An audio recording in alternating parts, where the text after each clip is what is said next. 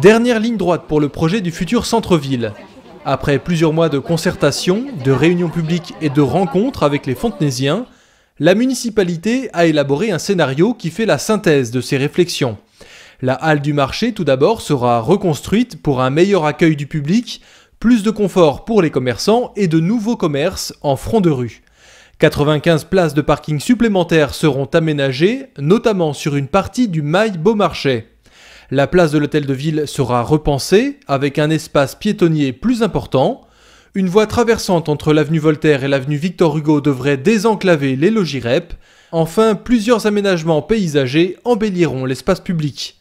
C'est donc ce projet qui sera soumis à la consultation publique du 16 au 31 mars prochain. Chacun va recevoir un courrier pour voter. Ce courrier, vous aurez dedans des identifiants. Le vote est très simple. C'est un vote par Internet.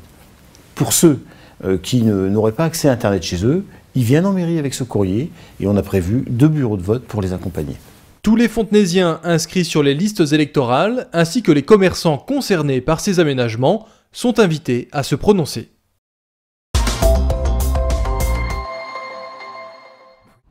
C'est un lieu que les Fontenaisiens attendent avec impatience. Le nouveau pôle médical devrait ouvrir ses portes dans 2 mois. Situé dans l'ancienne crèche collective, avenue Jean Lurçat, le bâtiment est en plein travaux depuis septembre dernier, avec une particularité. Une grosse partie des travaux a été faite par les agents des services techniques, tout ce qui est peinture, cloisonnement, plâtrerie, menuiserie intérieure. On a laissé aux entreprises les faux plafonds, les sols et tout ce qui est menuiserie extérieure. Une manière pour la municipalité de maîtriser les coûts des travaux, mais pas seulement. Les services techniques sont principalement issus pour faire de la maintenance, préventive ou curative. Et là, ça met en valeur leurs compétences, la réalisation de ce chantier. 4 techniciens de la ville se relaient ainsi sur un chantier de 850 mètres carrés qui accueillera une dizaine de praticiens, infirmières, podologues, ophtalmologistes ou encore kinésithérapeutes. La mairie reste propriétaire des locaux afin de garantir les loyers. L'inauguration est prévue avant l'été.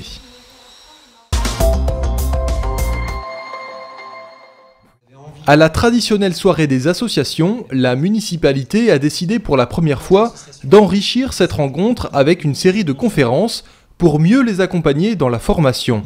3 thèmes étaient abordés: le renouvellement des adhérents, le système des subventions publiques et les obstacles juridiques et administratifs auxquels elles sont confrontées. L'occasion d'en apprendre plus sur les évolutions réglementaires.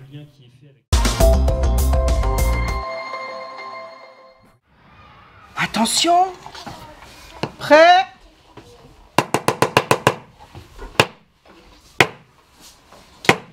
Je vous écoute, mademoiselle. Voilà, monsieur, je m'appelle Cendrillon. Seigneur, ça commence bien. Cendrillon, pourquoi pas Goupouillon, Courbouillon? Dans la classe de CE2 de Pascal Mersch, à l'école Olivier Messiaen, c'est une tradition depuis plus de 20 ans. En milieu d'année, les élèves s'essayent au théâtre. Une pratique artistique qui a des vertus pédagogiques indéniables.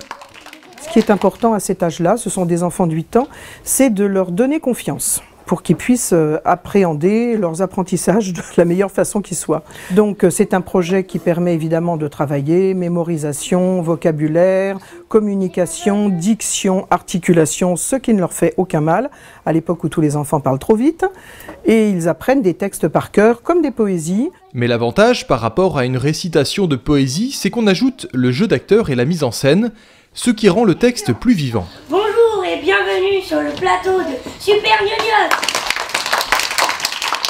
Des scénettes humoristiques que les enfants s'approprient rapidement.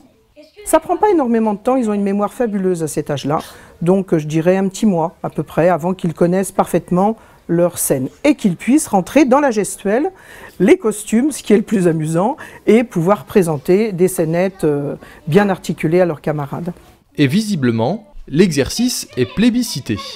Apprendre le texte, faire rigoler les autres et en même temps m'amuser moi.